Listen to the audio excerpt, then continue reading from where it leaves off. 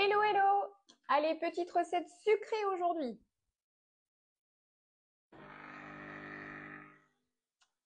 On va préparer une petite recette de moelleux aux myrtilles. Hop, je vais rincer mes petites myrtilles en vous attendant.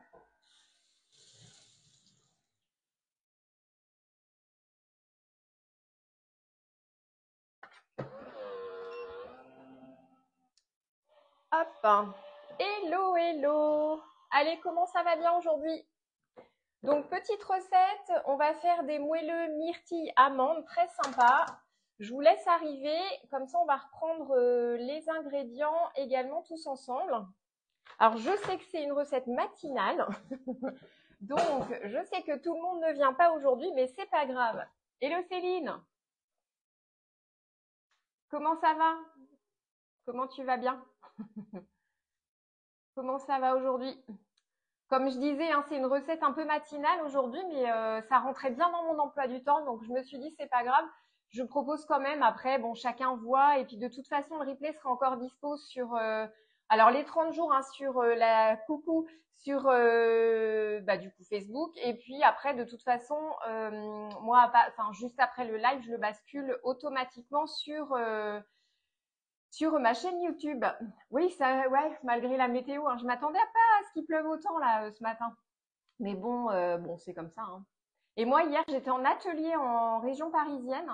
Et en fait, le retour, waouh, c'était franchement, je pense que c'est une des rares fois où j'ai autant peiné sur la route, parce que j'aime bien conduire. Mais en fait, ça pleuvait, ça pleuvait. Il y a des endroits, c'était complètement inondé. Donc, c'est assez surprenant, mais j'avais bien en tête que de toute façon, il risquait de pleuvoir pas mal. Et par contre, j'ai fait une rencontre magnifique. À un moment donné, je sortais d'un village, je roulais tout doucement et c'était boisé et il y a une biche qui m'a traversé devant la route et en fait, enfin bref, je la vois passer et en fait, elle s'arrête dans le champ, elle se retourne, elle me regarde. C'était un instant très fort. J'ai beaucoup aimé ce moment. Bon voilà. Mais après, par contre, la route c'était un peu plus compliqué. N'hésitez pas à me dire dans le live si vous faites également la recette. Donc, on fait des petits moelleux myrtilles amandes. Donc là, on est dans le moule briochette, le 12 briochette. Ah ouais, c'était un instant magique, mais complètement. Franchement, Charlie m'a demandé si elle voulait pas des moules ou un atelier avec ses copines. Mais c'était trop chouette. En plus, le coin était vraiment super beau. J'ai beaucoup aimé. Et coucou Sandrine. N'hésitez pas hein, à me dire si vous faites dans le live. Donc, on va gentiment démarrer. Alors, moi, j'ai mon petit café avec Canofea. Hein. J'espère que de votre côté, ça va. On va se faire une petite piqûre de rappel sur les ingrédients pour… alors, si vous faites en direct, comme ça, vous avez les ingrédients aussi. Juste au petit déjeuner. Ouais, moi, j'avoue, je me suis levée un peu plus tôt parce qu'en plus, j'ai ma soeur qui vient aujourd'hui.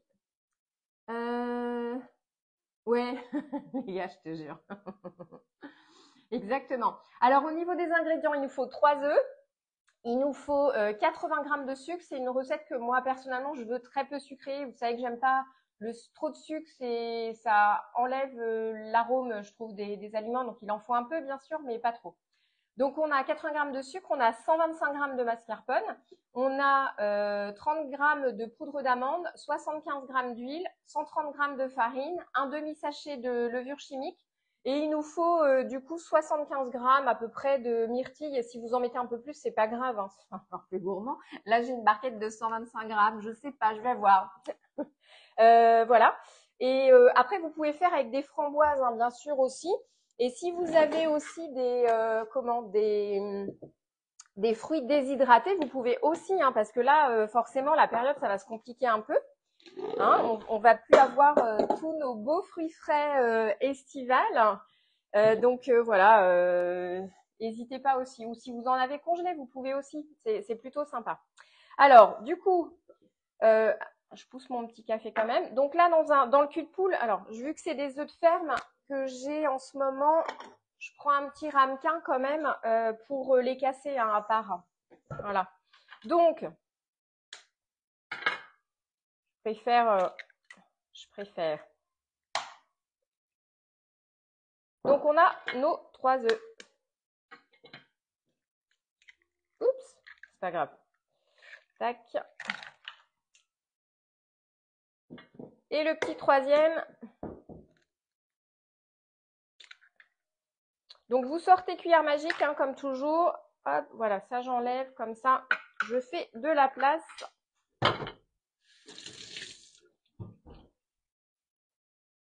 Comme ça, je fais de la place. Allez, c'est parti. Donc, on est sur nos œufs, comme je disais. On va les mélanger. Hein. Cuillère magique, on aère bien. Les petites myrtilles de Guy de Marle qu'on trouve sur la boutique, ça marche aussi. Ouais, ça marche aussi. Alors, vu qu'elles sont très sucrées, hein, parce qu'elles sont confites, il faut que tu réduises un peu dans ce cas-là le sucre qu'on met. Parce que là, je mets que 80 grammes pour 12 empreintes, donc c'est vraiment pas beaucoup.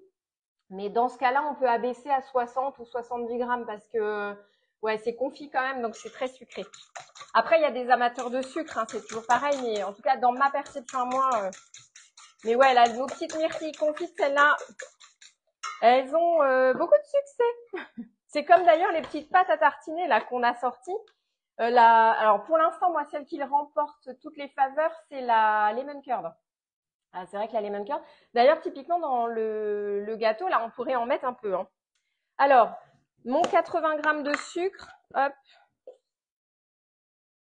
je le rajoute là parce que là, du coup, moi, je travaille avec des myrtilles fraîches. Hop, ça c'est bon et du coup je pousse. En parallèle, on va faire préchauffer le four à 180 degrés. On est sur une température tout à fait standard. Hein. Tout à fait standard. Hop, allez, on mélange, on fouette. Donc ce qui est sympa dans la recette, c'est que bah, du coup on va aussi travailler de la mascarpone. On va mettre un petit peu d'huile, un peu de mascarpone. Et la mascarpone, en fait, ça va vraiment apporter beaucoup de moelleux. Aujourd'hui, ça va être dessert mascarpone, parce que j'ai fait, je sais pas si vous avez vu, j'avais partagé une petite photo hier, j'ai fait des petites verrines vanille, mascarpone, un peu façon tiramisu. C'est bon. Et du coup, les petites briochettes myrtilles, donc c'est pas mal. Donc, on mélange bien ça. Ensuite, je vais rajouter l'huile.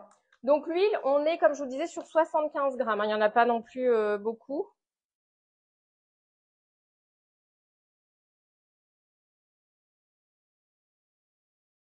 Voilà, 75 grammes d'huile. Donc, pareil, on mélange. C'est une recette qui est très, très simple. Pour les personnes qui veulent préparer les petits goûters, bah, typiquement, ça, c'est sympa. Voilà, la recette des petites crèmes, ça marche, Sandrine. Ouais, franchement, c'est trop bon. Et j'ai travaillé avec l'extrait de vanille, vraiment façon tiramisu. J'ai même mis un petit boudoir au fond, mais j'ai fait vraiment que vanille et puis j'ai fait mon petit boudoir. Enfin, c'était de l'impro, hein, mais mon petit boudoir, je l'ai trempé dans un petit sirop de vanille. J'ai les sirops Monin. On est des grands fans de sirop Monin. Et du coup, voilà, spécial vanille. En fait, c'est des sirops qui vont aussi avec Canofea quand vous voulez faire des préparations café vanille, thé matcha vanille aussi, vous pouvez, ça fonctionne très bien. Alors ensuite, je vais rajouter la mascarpone. Alors, je vais essayer de bien me mettre plate parce que je suis pas complètement plate. Je parlais du plan de travail. Hein. Alors, donc 125 grammes de mascarpone. Hop.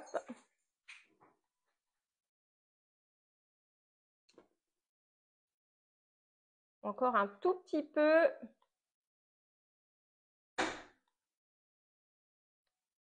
Et 125 piles, je vous assure. Ouais, sirop, oui, tout à fait, sirop noisette, c'est vrai, c'est très sympa. En fait, c'est vrai que les sirops sont, ouais, c'est vraiment bon. On en a aussi sur la boutique Guy de Marle des sirops qui sont vraiment très très bons. Hop, donc voilà, donc là j'ai rajouté mascarpone. Donc là, mascarpone c'est un peu plus épais. En plus là, moi, il sort du frigo, donc forcément, on va prendre quelques petites secondes pour bien mélanger.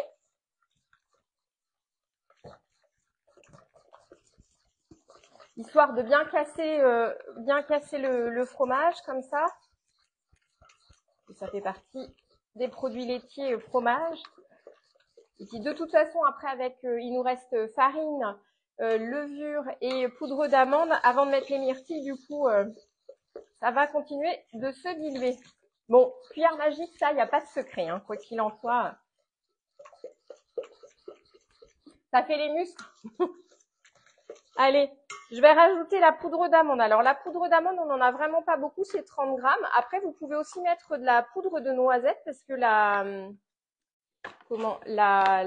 poudre de noisette va très bien avec la myrtille. Bon, là, je mets de l'amande. C'est vrai que de l'amande, j'aime bien ça.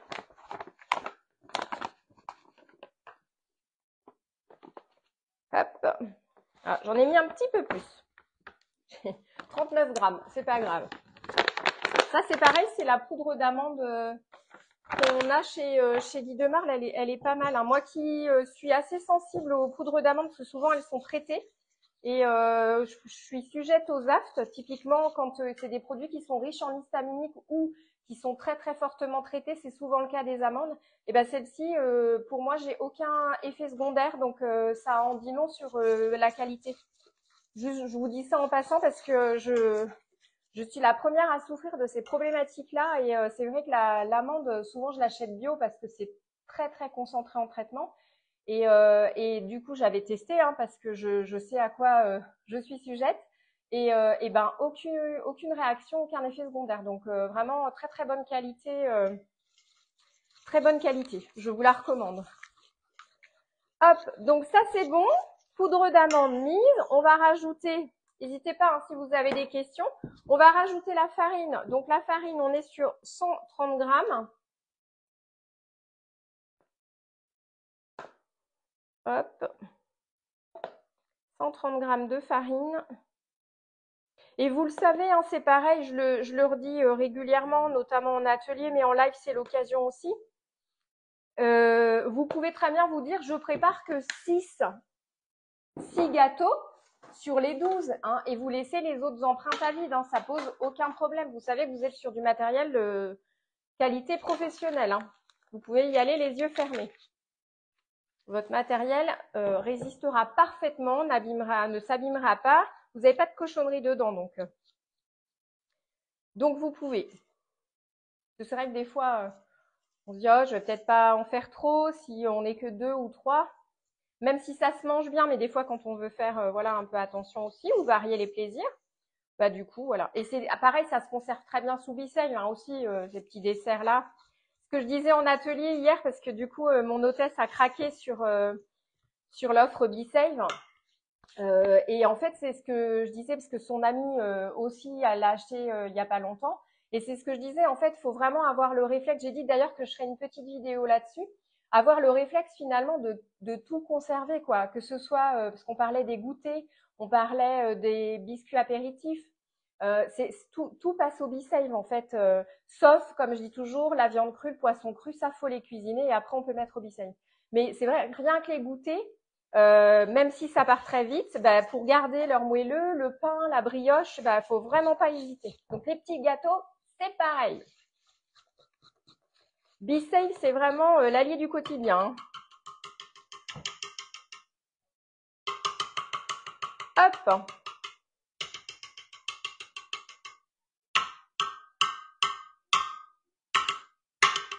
Là, je récupère vraiment au maximum ce qui est dans le... Parce que j'ai quand même une pâte qui est assez épaisse, hein, vous voyez, ça descend pas trop vite. Donc, dans la cuillère magique, forcément, ça peut se coincer un peu, donc il suffit simplement de taper. Et pour nettoyer, vous mettez dans un verre d'eau et c'est tout bon. Alors, du coup, là, je vais rajouter mes 75 grammes de myrtilles et puis je verrai si j'en remets pas un petit peu dessus quand même. C'est vrai que j'ai tendance toujours à rajouter un peu. En plus, elles sont grosses. Hop. Hop. Peut-être que les autres, je les remettrai dessus. J'avoue, je ne sais pas. Hop, voilà. Alors, on va verser avec la bébé louche. Alors, viande crue, pardon, pas viande crue, c'est la viande hachée. En fait, la viande hachée, c'est des mélanges de viande qui sont souvent un peu, comment dire, anciennes et que les bouchers, du coup, vont hacher pour voilà, une consommation souvent assez rapide. Mais du coup, c'est des viandes qui ont un peu vécu. Donc, elles sont riches en bactéries. Et on dit toujours que, typiquement, la viande crue, il faut pas la mettre parce qu'en fait, il y a déjà beaucoup de bactéries. Le fait de mettre sous B-Save, en fait, les bactéries de la viande vont continuer à proliférer. Donc, en fait, typiquement, la viande hachée, il faut la cuisiner et après la mettre sous vide. C'est des viandes vraiment de consommation court terme. Le poisson cru, c'est exactement pareil. C'est que le poisson cru, vous le savez, hein, sans parler de B-Save, ça se consomme très très rapidement parce que aussi riche en bactéries. Donc pareil, le fait de mettre sous vide d'air, vu que c'est des produits qui sont riches en bactéries, ça va continuer de proliférer et ça peut, voilà, c'est pas bon. Donc il faut les cuisiner et après mettre sous B-Save. Donc là c'est bon. Donc, viande hachée et poisson cru. Après comment dire, le reste de la viande, vous pouvez, hein, moi je mets régulièrement du bœuf, du porc, enfin selon quand je vais cuisiner. Mais tout le reste des viandes, pas de souci. C'est vraiment, voilà, enfin je pense que ça fait sens en l'expliquant. C'est vraiment, ouais, la viande hachée, c'est des mélanges de viande qui sont pas toujours de première fraîcheur. Alors, c'est parti pour la répartition. Tu savais pas ça du coup, Sandrine? Tu l'avais pas en tête? Et ça vaut pour tous les appareils de mise sous vide, hein, c'est pas que B-Save, hein, d'ailleurs. Ouais, non, il vaut mieux. Alors, tant mieux si vous n'avez pas été malade, hein. En fait, il vaut mieux la cuisiner tout de suite. C'est vraiment des produits de consommation très courte. Donc, il vaut mieux les cuisiner et ensuite remettre sous B-Save. Comme ça, là, c'est tout bon. Donc, pour l'instant, je mets l'équivalent d'une bébé louche. Si on veut rajouter des petites amandes dessus, on peut, hein. Alors, bébé louche, vous savez que c'est ma grande copine, hein, comme la cuillère magique.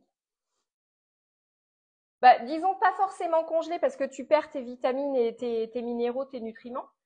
Bon, vitamines un peu moins là sur de la viande comme ça, mais tu peux en tout cas la préparer et ensuite la mettre sous B-Save. Tu vois, tu la fais cuire et puis après tu la mets sous B-Save et puis après vous la consommez. Tu vois, tu peux juste la faire revenir. Tu vois, dans un petit bouillon si tu fais des lasagnes par exemple. J'ai été un peu moins généreuse dans celle-ci. Hop, vous avez prévu de cuisiner un peu aujourd'hui de votre côté? Hop, voilà, j'arrive au bout. Alors, je vais prendre la spatule coudée parce que dans le creux de la louche, comme ça, quand on a une pâte un peu épaisse, vraiment, prenez la petite spatule coudée, hein, comme ça, vous récupérez tout. Et si vous avez mis des petites pétouilles comme moi là, à côté, et pas de problème, pareil. Hop. Et là, on va racler. Donc, les spatules sont toujours aussi performantes pour racler. Ça, c'est un gros avantage.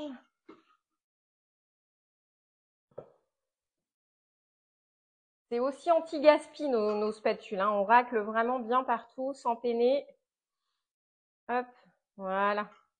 Et là, j'arrive au bout. Voilà, voilà. Hop. On est pas mal. Allez, je vais rajouter une petite myrtille sur le dessus. Ouais, c'est le petit plus, c'est la petite touche perso. Alors, ouais, c'est ça, vaut mieux cuisiner de suite. Ouais, tu vas cuisiner un petit peu. Sandrine, t'as fait des barquettes apéro? Miam miam. Pas de perte, ouais. Tu vas tenter des macarons, Céline. Ah, top.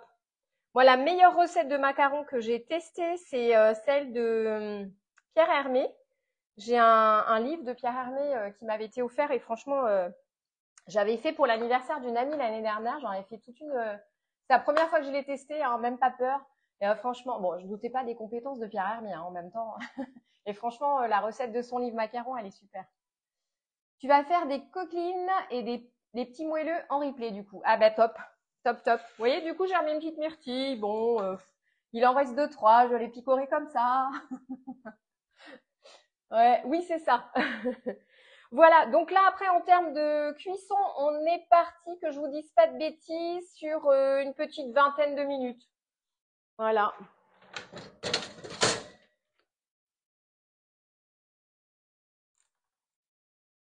Voilà, c'est parti pour 20 minutes. On est pas mal comme ça. Ouais, j'avoue, gourmande. Ouais, en plus, franchement, les petites myrtilles comme ça, c'est bon. Alors, dans un yaourt ou un fromage blanc, je crois que c'est ce que je préfère en vrai. Ouais. Moi, c'est pareil. Là, du coup, je vais faire une petite compote et je vais faire saucisse lentilles au cookéo ce midi. Donc, je vais tester, parce que j'ai jamais testé encore au cookéo ces petites recettes-là, mais du coup, ouais, je vais faire ça.